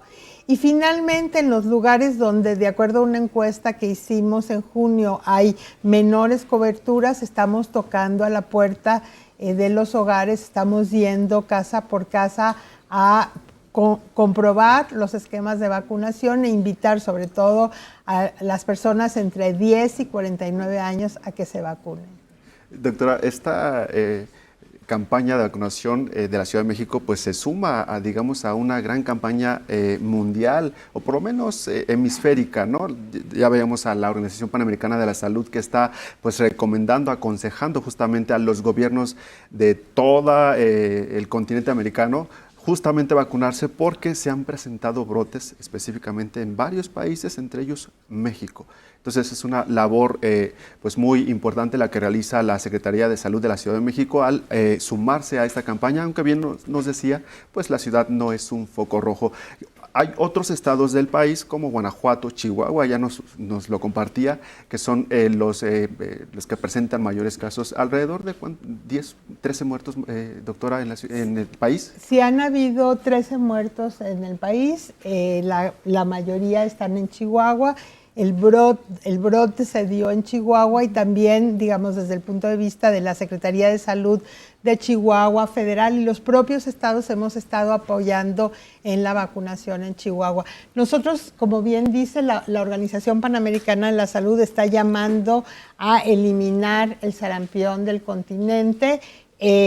Brotes importantes hay en los Estados Unidos, de hecho de ahí los hemos importado, y el llamado es a que la gente se vacune, se proteja, porque en la medida en que la mayoría estemos vacunados, no va a pasar el virus. Claro. A veces también surgen ciertas versiones, doctora, que si bien no es la intención estar desmintiendo a lo mejor falsas versiones, pero sí es importante que la población tenga claro que hay vacunas, no hay, digamos, desabasto, o si usted nos lo podrá aclarar. Ya nos decía usted, hay módulos específicos, la vacuna se aplica gratuitamente, y aclarar que cuando se acerca uno al centro de vacunación y cumple con los requisitos que ya nos describió, hay vacunas. Sí, qué bueno que me haces esa pregunta, porque la gente se ha dicho que no hay vacunas. Exacto. Y ha habido momentos, pero en este momento tenemos una cantidad suficiente para vacunar a todas las personas que están en estos rangos de edad y con estas indicaciones. Y la vacuna es gratuita, es segura. Hay muchos mitos de que si pasa esto, pasa... No, la vacuna es segura. Pueden haber algunas reacciones locales, alguna gente le puede dar un poquito de calentura, pero realmente yo invito al público de Canal 11 a que realmente se acerque a los servicios de salud, se vacune y nos ayude, y se ayude a sí mismo a mantenerse sano, que es lo que queremos, ¿no? El proyecto de Clara Brugada es ser una ciudad que produce salud, una ciudad que tiene un programa de promoción y prevención a la salud, y las vacunas son probablemente la herramienta más eficaz que tenemos para mantenernos sanos y prevenir enfermedades específicas. En este caso, el sarampión, pero muchas más. Y tocó un punto muy importante que nos gustaría, mientras a lo mejor justo nos aplicamos una vacuna, que es importante, son seguras. Y derribar mitos, doctora Nadine Gassman, también es muy importante, porque a veces se cree que las vacunas pues nos van a causar otras enfermedades, o que ya una vecina algo le pasó y por eso terminó en otra situación, con otra enfermedad. Si nos ayuda un poquito a reforzar esta parte de los mitos sobre la aplicación de las vacunas, y en esta ocasión particularmente sobre el sarampión. Sí, bueno, hay muchos mitos, hay desinformación, y las vacunas no causan otras enfermedades, ¿no? Que se dice que sí están vinculadas al autismo, no hay ninguna evidencia, hay muchísimos estudios que muestran que no hay ninguna vinculación. Tienen efectos como cualquier medicamento, que a algunas personas les dan reacciones locales, que les dan reacciones, pueden tener un poco de fiebre. Realmente es parte de la reacción del cuerpo a esta respuesta inmunológica, y es algo que es pasajero y que no hay que preocuparse. Realmente las vacunas son un instrumento muy importante para preservar la salud, para prevenir enfermedades. Claro. Y pues yo siempre digo que es un instrumento para uno, pero también para su familia y su comunidad. Así que invitamos a todo el mundo a vacunarse. Doctora, organismos internacionales destacan que la población en mayor peligro de riesgo son los grupos indígenas. Básicamente en ellos se ha presentado mayor número de contagios, incluso de muertes. La Ciudad de México tiene población indígena también, entonces esta invitación específicamente para ellos, para que acudan a este llamado y a vacunarse, ¿no? Bueno, digamos, hay cuestiones de vulnerabilidad que no tienen que ver con ser indígenas o no indígenas, más bien tienen que ver con una cuestión socioeconómica, un tema de acceso también a los propios servicios de salud. Nosotros tenemos una población indígena de los pueblos originarios y de los barrios originarios, y la invitación es a todo mundo, a que todo mundo se acerque a los servicios de salud, busque vacunarse. Vamos a tener esta campaña en las próximas 6 semanas, y invitamos a hacer un esfuerzo durante este tiempo para asegurarnos que aumentamos la cobertura de sarampión, y que también completamos con los niños y las niñas sus esquemas de vacunación, porque es muy importante. Quisimos mostrar un poco, doctora Nadine Gassman, pues este profesionalismo con el que integrantes de la Secretaría de Salud Capitalina pues aplican todos los días estas vacunas de sarampión. Ahí observamos precisamente pues a una integrante, una licenciada en enfermería, que nos está ayudando a vacunar precisamente, particularmente contra el sarampión. Doctora, vemos que también se realiza bajo los más altos estándares de calidad y de limpieza la aplicación de vacunas. No, es un comentario muy importante. La verdad es que todo el personal de la Secretaría de Salud, pero también del IMSS Bienestar, del IMSS del ISSSTE, es personal profesional, es personal que está capacitado. Hemos estado recapacitando en este momento para que puedan hacer una vacunación muy ágil, porque queremos vacunar a mucha gente. Lo hacen, como ven, con mucho profesionalismo, con mucha claridad de cómo es el proceso, y dando también, diciéndole a las personas pues algunas recomendaciones generales. Nuestra especialista en enfermería, la licenciada Francisca Cruz Hernández, es a quien vemos que está aplicando precisamente pues estas vacunas. Algunos compañeros de aquí de Canal 11 que cumplen con los requisitos de doctora Nadine Gassman, de menos de 49 años, que pues sin duda es una forma de mostrarle a las personas, a nuestra audiencia, que las vacunas son seguras, las vacunas se aplican de buena forma, y pues incluso hasta nosotros nos estamos animando. Así es, Angie, tú también vas a poner el ejemplo, ¿no?, para nuestros televidentes, justamente demostrar que estas vacunas son seguras y que, bueno, pues se acercan justamente a toda la población. Más de 30 kioscos en las 16 alcaldías. Exactamente, y estos kioscos se van a ir moviendo de acuerdo a las necesidades, pero lo más importante es que en la Ciudad de México tenemos una red importante de centros de salud, tanto del IMSS Bienestar, que tiene 234, del IMSS, del ISSSTE. Entonces, acercarse a estos lugares donde hay vacunación y donde pueden, pues el que esté más cerca de su casa, de su trabajo, asegurarnos que hacemos nuestra parte, ¿no? Yo creo que lo que es importante en estos casos es llamar a la población a que cada uno tiene una responsabilidad de mantenerse saludable, es parte de lo que estamos haciendo, no solo con las vacunas, pero la alimentación, la activación, el sueño, etcétera. Pero esta responsabilidad por nosotros, por nuestra familia y nuestra comunidad. Así es, doctora Nadine Gassman, pues muy importante esto que vemos, esto que nos comparte. Y solamente quizá nada más agregar un poco, doctora, si nos puede ayudar con esta parte un poco más técnica, que tiene que ver con el sarampión. ¿Qué pasa si nosotros dejamos de vacunarnos? Porque sabemos que la mayoría de los casos que se presentan pues son en personas que no se habían vacunado, y desafortunadamente muchas de ellas, o bueno, algunas de ellas han derivado en la muerte. ¿Qué nos ocasiona el sarampión si lo contraemos? Bueno, el sarampión es una enfermedad que nosotros llamamos exantemática, ¿no? Empieza con malestar, con dolor de cabeza, con fiebre, y después empiezan a salir ronchitas de la cabeza hacia abajo. Tiene algunas marcas específicas en la boca.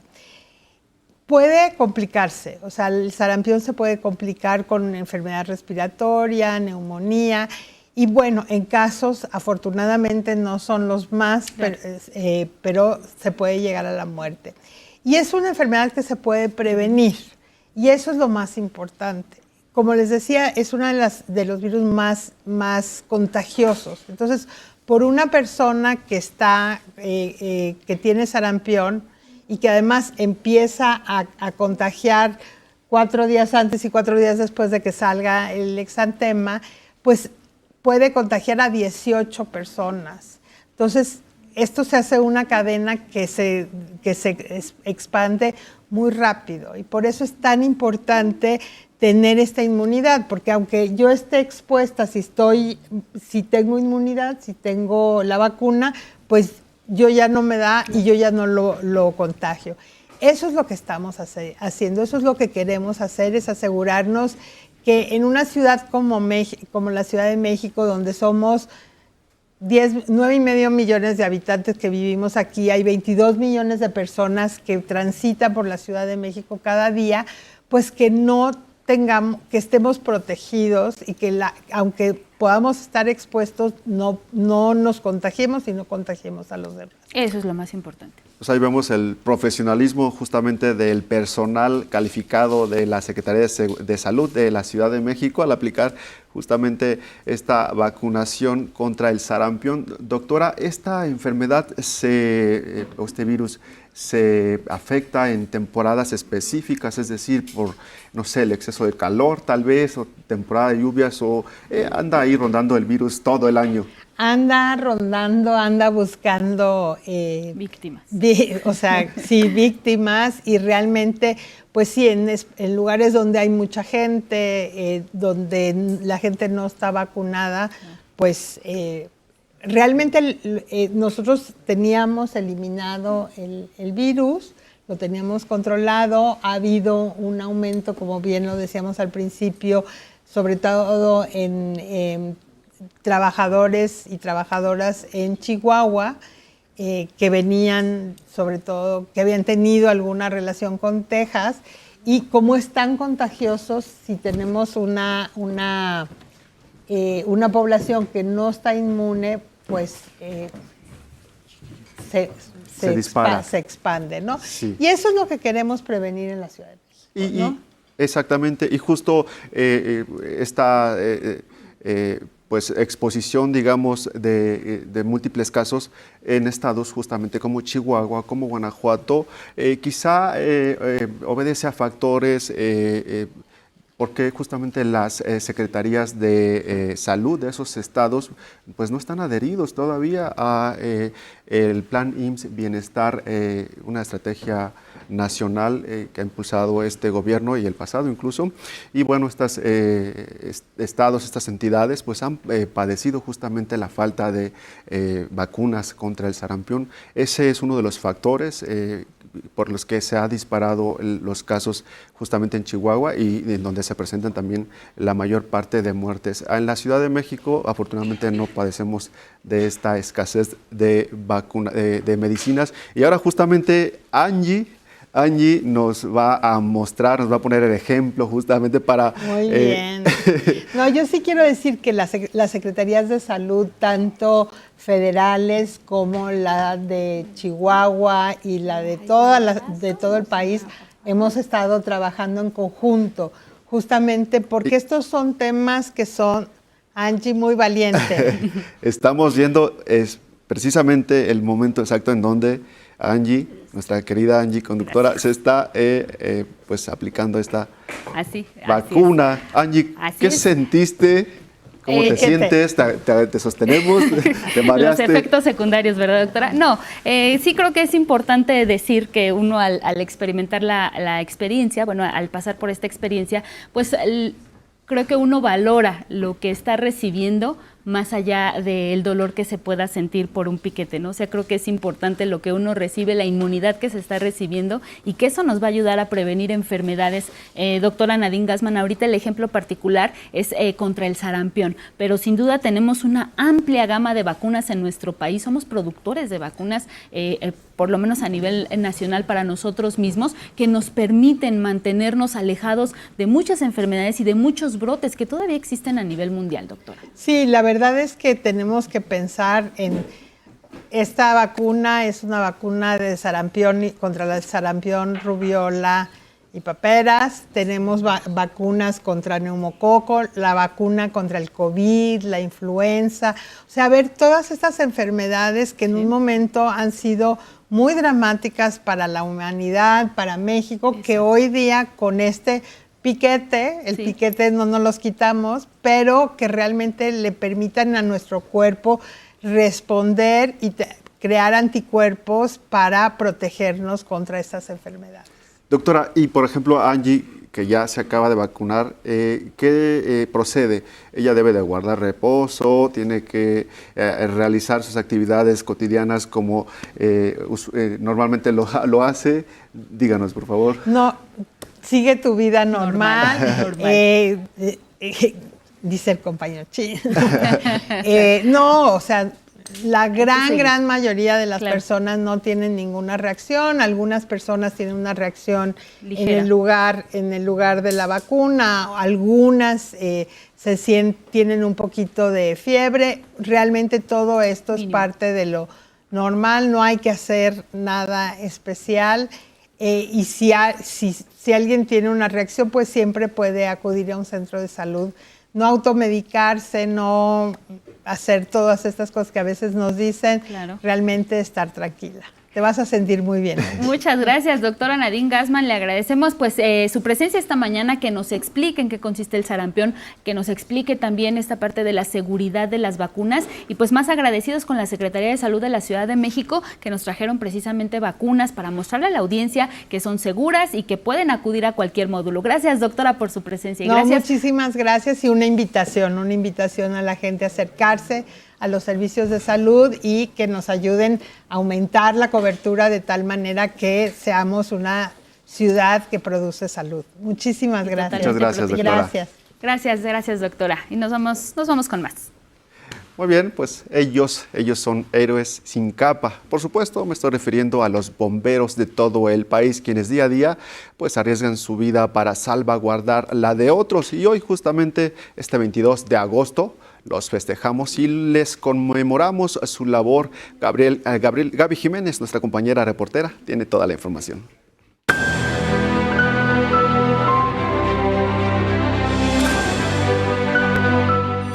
Belén desciende de la estación de bomberos y en menos de un minuto viste su equipo para enfrentar cualquier emergencia, desde un incendio hasta la búsqueda de personas.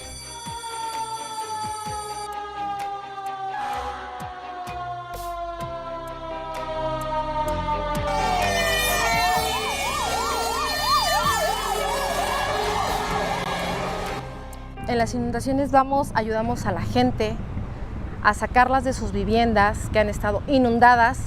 En otro servicio, en los choques, por ejemplo, llegas, atiendes como servidor público que eres, como bombero, llegas y haces tu trabajo. Independientemente de que tenga yo otro conocimiento, mi trabajo es ser bombero primero, ¿no? Primordialmente.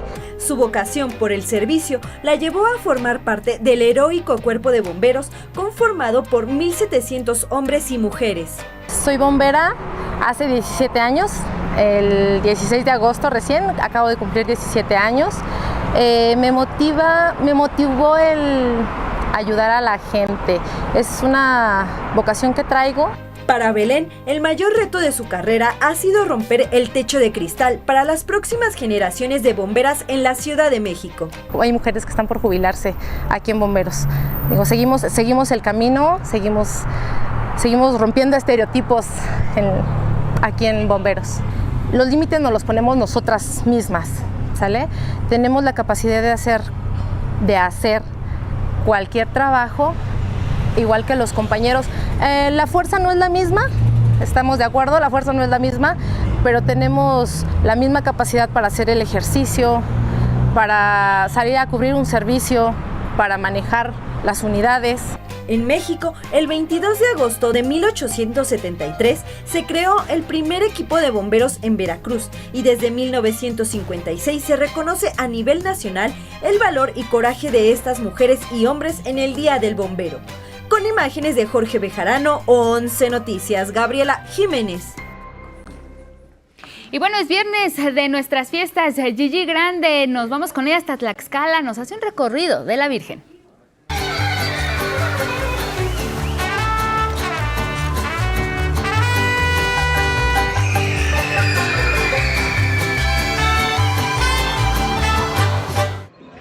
México chulo de mi corazón, ¿cómo estás?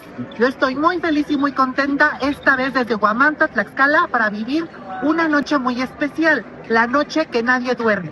¿Para qué? Para que encontremos el recorrido de la Virgen, además de una gran celebración en la Plaza de Toros con velas que no te puedes perder. Acompáñame, vamos a vivirlo. La madrugada del 15 de agosto se ha hecho una fiesta popular muy folclórica. Y es porque Alfonso Neyri Castaneira le dio el nombre de la noche que nadie duerme, el director del Sol de Tlaxcala en 1968. Pero esta ha cobrado fama internacional gracias a la popularidad de la devoción para la advocación de la Virgen de la Asunción y que diera paso a la Virgen de la Caridad. El 20 de julio de 1941, los vecinos de los barrios acordaron estipular esta procesión y que quedara como una tradición totalmente histórica para este pueblo mágico, Huamantla. Cada noche se dan cita a colocar tapetes, que van hechos de acerrín, flores y semillas, agradeciendo todas las cosechas obtenidas que se dieron en ese año. Nos encontramos con el señor Sabino, quien es un artesano de aquí de Huamantla y que bueno, están haciendo estas cosas tan maravillosas que el arte efímero nos regala. Cuéntenos por favor, ¿cuánto tiempo por lo regular se llevó haciendo esta decoración, señor Sabino? Pues desde que iniciamos con la elección del dibujo, el diseño que nos piden, es alrededor de 2 meses que empezamos antes, y preparar todos los colores que sean necesarios y ver qué le vamos a echar, si arena, acerrín o otro material. Y dentro de la elaboración para ya colocarla aquí, ¿cuánto tiempo se lleva? Nos lleva desde 8 horas hasta 12 o 13 horas, dependiendo a qué horas pase la Virgen por esta calle. Muy bien, ¿y con qué fin lo hacen ustedes, además de la devoción que le tienen a la Virgen de la Caridad? Híjole, en mi caso, pues es más que nada es la fe a la Virgen, el amor que le tenemos, y en especial pues también el amor al arte, ¿no? Pues claro, y invita a todos a que los que no hayan venido a la noche que nadie duerme vengan y que disfruten de estos hermosos tapetes. Claro que sí, están todos invitados. Huamantla es suya, es su casa, y aquí los esperamos con mucho cariño y mucho amor cada año, el 14 de agosto, la noche que nadie duerme. Ya saben, no se lo pueden perder. Todos los guamantlecos y visitantes, incluyendo extranjeros, esperan el recorrido en la noche para poder ver a la Virgen y ella también pueda disfrutar del arte efímero que tienen para ofrecerle. Además, se consolida también con una corrida de las luces, donde cada uno de los que ingresan les obsequian una vela para que ellos puedan prenderla al momento en que la Virgen realice el recorrido dentro de la Plaza de Toros. Y es así como llegamos al final de tu sección, nuestras fiestas. Recuerda que puedes revivir todos los episodios una y otra vez por el portal de 11 Noticias, además de todas las redes sociales de Canal 11. La siguiente semana tenemos una cita tú y yo. ¿En dónde? Solo por el 11.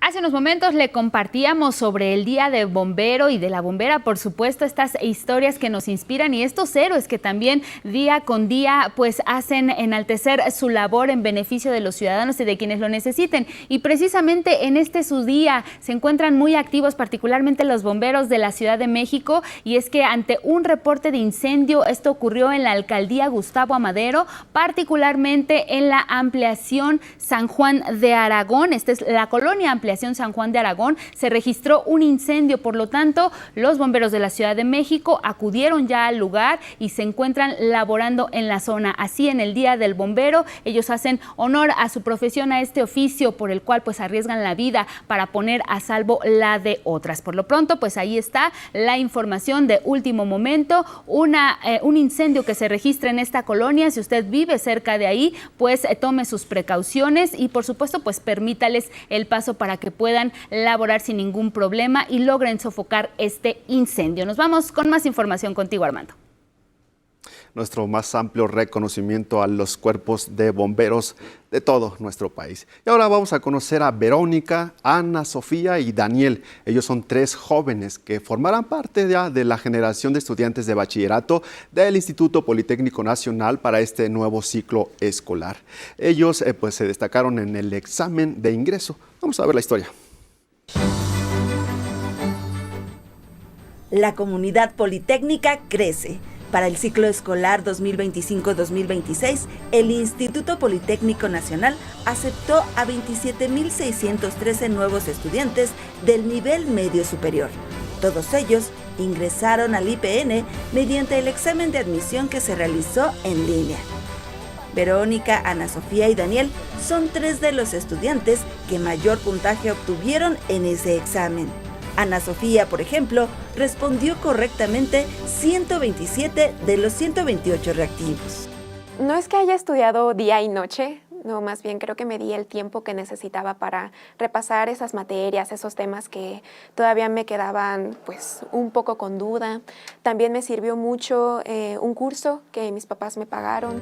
Verónica tuvo 126 aciertos. Cuando fue la expo de las prepas del Politécnico, compré la guía de estudio y me ayudó bastante. Y ya conforme a eso iba a un curso y pues eso también me ayudó. Y Daniel, 125. Me meto a la página, a la Gaceta de Resultados. Entro, checo los resultados y pues 125, pues obviamente es emoción. Yo no esperaba sacar tanto. Eligieron el CECIT 9, que está orientado al área de Ingeniería y Ciencias Físico-Matemáticas, pues aunque apenas tienen 15 o 16 años, ya saben que al concluir el bachillerato quieren estudiar una ingeniería. Al enterarme de que el Politécnico sacó una nueva carrera en inteligencia artificial en la SCOM, pues yo ya tenía pensado meterme a una ingeniería que tenga que ver con matemáticas, tecnología. Son apegar a la programación, todo lo que es el manejo de la computadora, o sea, los programas, la creación de los programas, el desarrollo de los programas, es lo que a mí me interesa. Me llamó mucho la atención la ingeniería en sistemas digitales. Ellas y él están conscientes de que ahora forman parte de una de las más importantes casas de estudio en el país. Por convicción hacia el Politécnico. A mi parecer, el Politécnico es la mejor escuela de todo México. Me tomé el tiempo de informarme. Estuve en la feria de carreras, también busqué qué cosas me gustaban y conforme a eso decidí que lo que quería para un futuro era una ingeniería y que mejor que Politécnico. Sería que representa orgullo, validez, fortaleza, disciplina, esfuerzo. Aún no tienen su primer día de clases en el IPN, pero desde ahora ya comienzan a sentir el orgullo guinda y blanco. 11 Noticias, Judith Hernández. Vamos a cambiar de tema y es que mire, Norma Piña ofreció su informe de gestión, esto al frente de la Suprema Corte de Justicia de la Nación para el periodo 2023-2025. Mi compañera Gilberto Molina nos hace un recuento de su gestión. En su informe de gestión 2023-2025, la presidencia de la Suprema Corte de Justicia, que encabeza la ministra Norma Piña, informó que fueron iniciados 293 expedientes por presuntos actos de corrupción al interior del máximo tribunal del país. Derivado de ello, se impusieron 36 sanciones administrativas que han quedado firmes, indicó la Corte. El informe agrega que 11 personas servidoras públicas fueron consideradas responsables de faltas administrativas, pero de manera inexplicable, la autoridad resolutoria se abstuvo de imponer una sanción. Entre enero de 2023, cuando Norma Piña asumió la presidencia de la Corte, y agosto de 2025, cuando finaliza su gestión y marca el fin de una era en el máximo tribunal del país, el mayor número de sanciones, 9, fueron amonestaciones privadas, 7 fueron inhabilitaciones, 6 amonestaciones públicas, hubo 4 suspensiones, 3 sanciones económicas y solo 2 destituciones. La violencia, el acoso sexual y laboral también se mencionan en el informe de 563 páginas. En 34 denuncias se decretaron medidas cautelares que estimaron justificadas, aunque no especifica la sanción. Uno de los casos es el de Ricardo N., ex colaborador de la ministra Norma Piña, detenido en octubre de 2024 por elementos de la Fiscalía Capitalina, acusado de abuso sexual agravado en contra de una trabajadora de la Corte. El informe, que será presentado el próximo martes, también da cuenta de 347 casos de presunta responsabilidad administrativa por irregularidades en las declaraciones de situación patrimonial de funcionarios de la Suprema Corte de Justicia. El tema ausente en el informe fue el nepotismo, que es uno de los sellos del Poder Judicial durante la presidencia de Norma Piña al frente de la Corte. En 2024, por ejemplo, 16.639 trabajadores del Poder Judicial tenían al menos un familiar en órganos jurisdiccionales, 4 de cada 10, casi. Y aunque las sesiones del Pleno concluyeron, voy a proceder a levantar la silla. Aún falta por definirse una serie de pendientes que esperan respuesta. Con información de Gilberto Molina, 11 Noticias. Vámonos a otros temas. La jefa de gobierno de la Ciudad de México, Clara Brugada, informó que enviará una iniciativa de reforma a la ley de propiedad en condominio. Esto, pues, para prohibir que personas con antecedentes penales y acusadas de corrupción administren los complejos habitacionales. Asimismo, se dotará de atribuciones a los vecinos para que recuperen las zonas comunes invadidas. Vamos a presentar una iniciativa al Congreso de la Ciudad que pueda modificar la ley de propiedad en condominio para otorgar más atribuciones en la recuperación de las áreas comunes, así como dejar bien organizado que los conjuntos habitacionales puedan tener administraciones honestas y efectivas. De visita en la unidad Infonavit Iztacalco, la jefa de gobierno Clara Brugada arrancó el programa Otoch para el mejoramiento de unidades habitacionales en la Ciudad de México. Con una inversión de 600 millones de pesos este primer año, se atenderán 1,200 complejos habitacionales con mantenimiento mayor a instalaciones eléctricas, drenaje, alumbrado público, pintura y la ampliación de la cobertura del sistema de Wi-Fi público de 50 a 200 megas.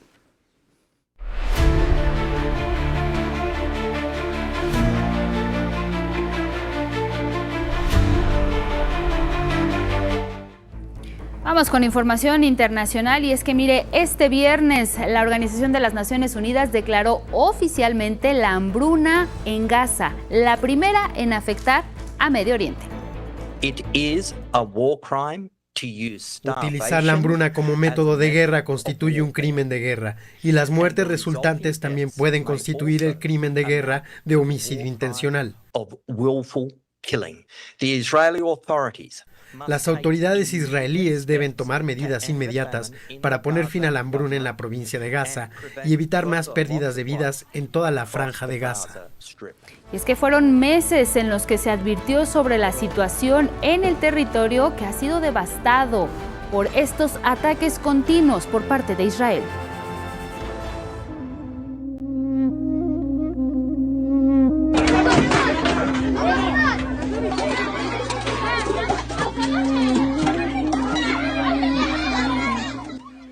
En tanto, Israel rechazó esta decisión y señaló que la Clasificación Integrada de la Seguridad Alimentaria publicó un informe fabricado a medida para la falsa campaña de Hamás. El primer ministro israelí Benjamin Netanyahu ordenó realizar negociaciones inmediatas para la liberación de todos los rehenes en Gaza y el fin de la ofensiva que está por cumplir 2 años. Al mismo tiempo, Netanyahu advirtió que intensificará sus ataques para tomar la ciudad de Gaza. Llegué hoy a la división de Gaza para aprobar los planes que el ejército israelí me presentó a mí y al ministro de Defensa para tomar el control de la ciudad de Gaza y derrotar a Hamás.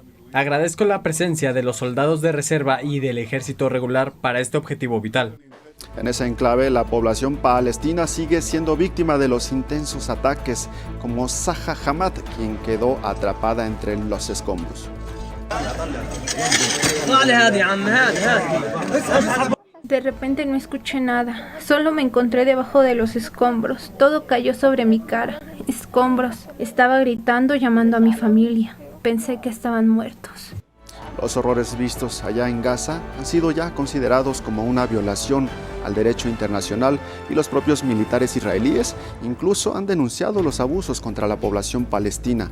Uno de ellos narró al diario español El País cómo usaron civiles de Gaza como escudos humanos.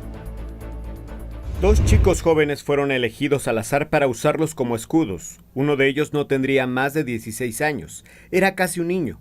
El oficial de inteligencia nos dijo que tenían conexiones con Hamás. De entrada, eso me pareció extraño por la edad que parecían tener. Iban adelante de nosotros por si había explosivos escondidos o algún tipo de emboscada esperándonos. Eso fue demasiado para mí. Los usamos durante algunos días. Cuando no los hacíamos entrar en los edificios, estaban esposados y con el rostro cubierto. No podían hacer nada.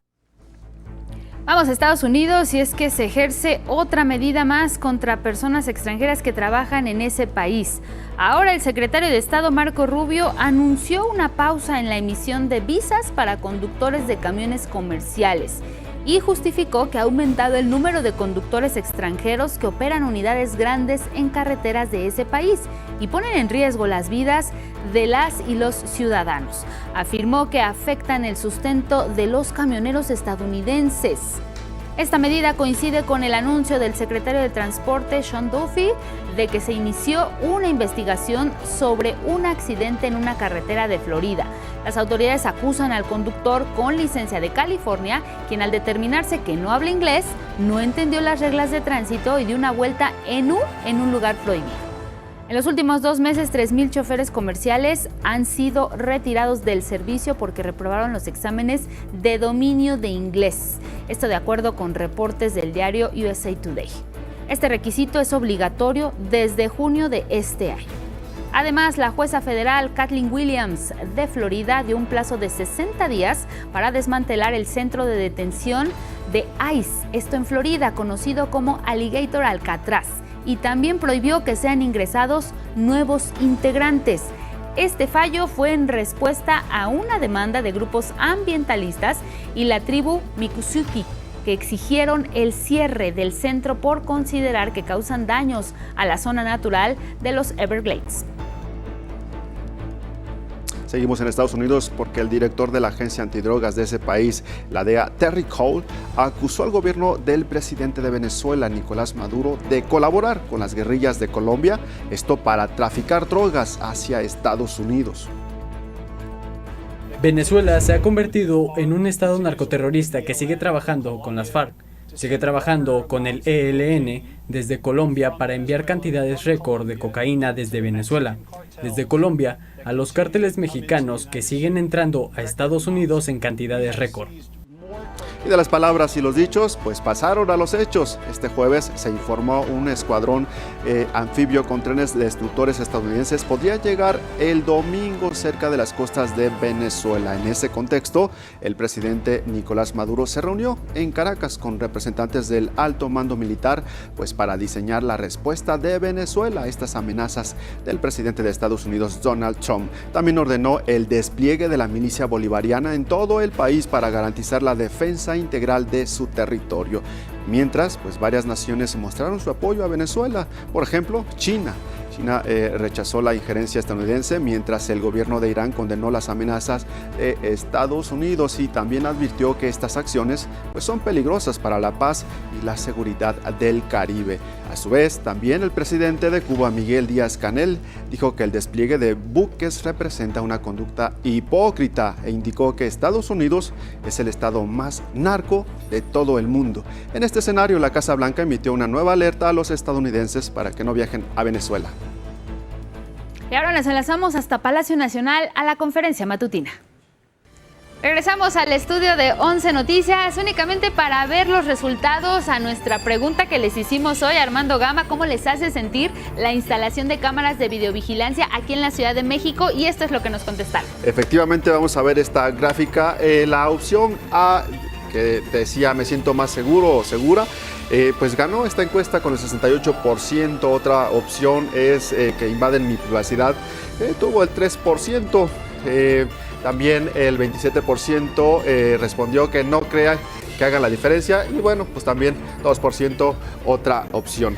Pero nos compartieron también algunos comentarios, les agradecemos mucho. Yael Ross, hay más presupuesto para esas cámaras que para las vialidades. Hay cámaras en calles sin pavimentar. Ahí está su opinión. Sergio Gutiérrez, cuando sucede un ilícito, coincidentemente se descomponen las cámaras. Pues ahí está la opinión. José Arellano, son muy necesarias en todas partes, ojalá hubiera más. Muy bien, Isabel Juárez dice que ojalá y las cámaras sirvan para lo que es la vigilancia y apoyo para denunciar a la delincuencia. Se necesita pues poda de árboles también para que sea mejor la visibilidad. Ahí está algo muy importante, M9LN, en las ciudades tan masivas como la CDMX es necesaria una vigilancia asistida con elementos tecnológicos. Ahí está lo que nos compartieron. Muy bien. Y Pedro Murillo también dice que le hace sentir más seguro. Pues ahí está, esperamos que hayan compartido pues todas sus opiniones. Gracias Armando Gama, Al contrario, vamos. Angie,